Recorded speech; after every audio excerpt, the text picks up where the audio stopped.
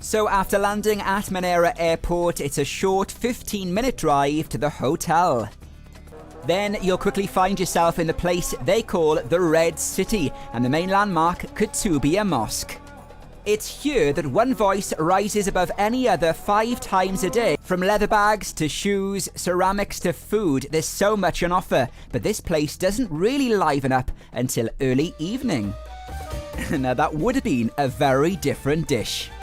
So if you fancy breathtaking views of Marrakesh from the air, then in my opinion, this has to be on your list of things to do when you visit.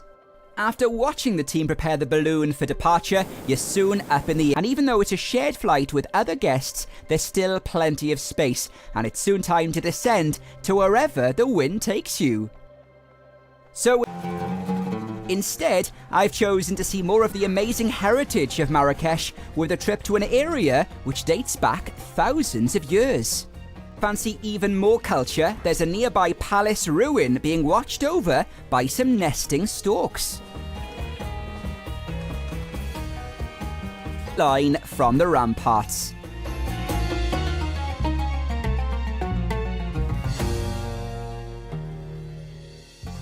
Film fans might also want to check out the nearby Atlas Film Studios, which happens to be the biggest in North Africa. It's here you can find film props and sets, including the plane from the Jewel of the Nile, cages from Gladiator, and the chariot from Ben-Hur. With its reliable weather and a huge amount of local extras, it's here you can step back in time to ancient Egypt and the backdrop to film. They've been making films here. The area can mimic a variety of countries. Then there's the room where the slaves waited patiently below the arena in Gladiator for a chance to go on and compete in Rome's famous Colosseum. Or there's the street of Afghanistan, which was the set of Black Hawk Down and the 2006 film Days of Glory.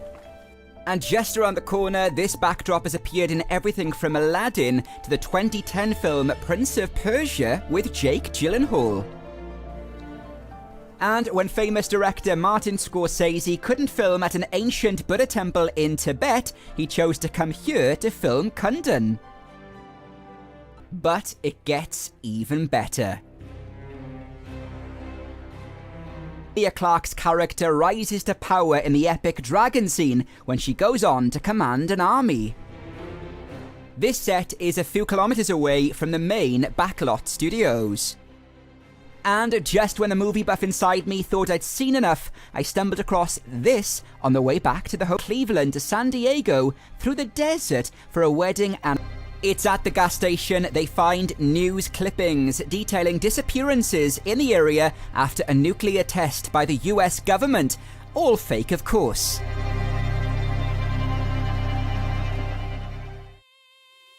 So after a long day, which was worth a drive, it's time to head back over the Atlas Mountains to Marrakesh as the sun sets.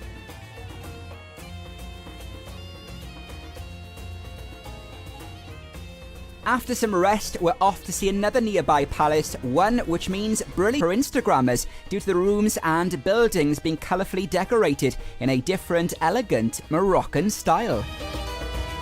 Surrounded by citrus trees.